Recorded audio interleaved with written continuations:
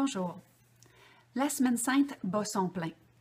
Plusieurs d'entre vous savez que je ne suis pas religieuse, mais s'il y a une fête religieuse qui m'interpelle, c'est toujours celle de Pâques, donc de la résurrection, de par sa symbolique qui est vraiment de sortir de nos enfermements, de nos tombeaux pour ressusciter dans la clarté, dans la lumière, vers tout l'essor de qui on est, vers le meilleur de soi.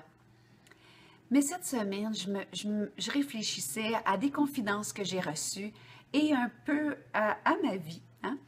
Et ces confidences-là avaient comme point commun ces espaces morts. Cette année, c'est très particulier où est-ce que les gens me disent, il se passe rien, soit dans ma vie personnelle. D'habitude, je sens plus de moments d'effervescence ou des éclairs de génie, les ha-ha moments qu'on appelle. D'autres vont me dire ça fonctionne mieux au niveau de la clientèle. D'habitude, cette année, tout est mort, pareil comme si on était encore en plein hiver. C'est un peu le cas aussi. Et ça m'a amené à la réflexion de ces entre-deux. Donc, je veux vous parler du samedi saint. On parle souvent du vendredi saint comme du jour où Jésus a été crucifié, il a vécu son calvaire, comme on vit tous nos calvaires, nos moments de souffrance intense. Et après, mais on sait que c'est la résurrection. Donc, de l'enfermement de la chenille dans la chrysalide, on passe vite au papillon en plein essor. Alors que c'est comme si on bypassait, hein, on passait outre au samedi saint.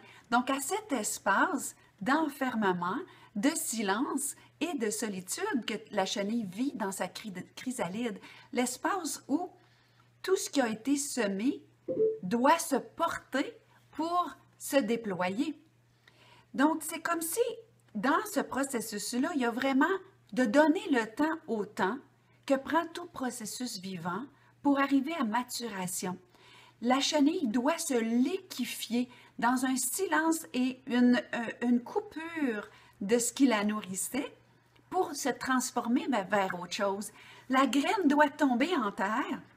Une fois tombée en terre, elle doit supporter le vide, elle doit supporter la noirceur, l'isolement, l'humidité, être coupée de ce qui l'éclairait, d'être coupée de son environnement connu pour devenir complètement autre chose.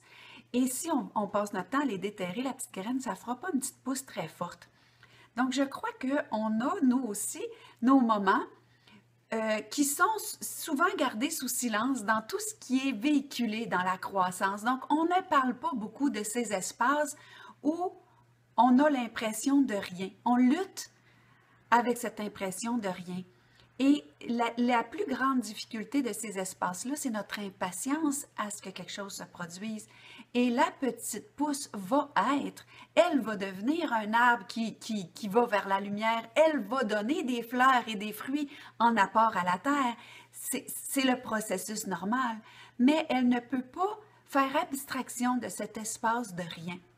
Donc, je voulais attirer cette réflexion-là à votre attention parce qu'on a tous de ces moments où on se demande si l'univers, l'au-delà, ou si on a été oublié.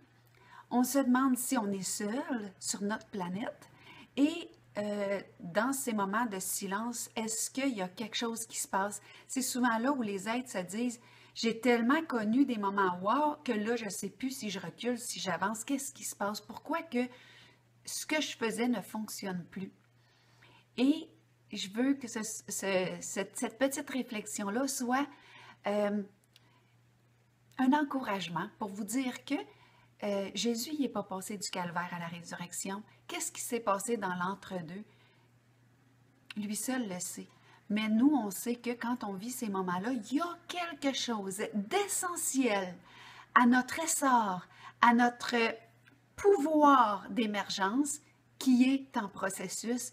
Et comme tout ce qui est vivant, on ne peut pas sauter cette étape-là.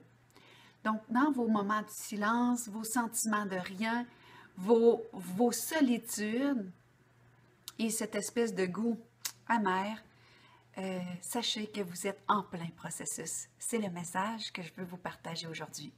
Merci et au plaisir de se retrouver en émergence et en essor.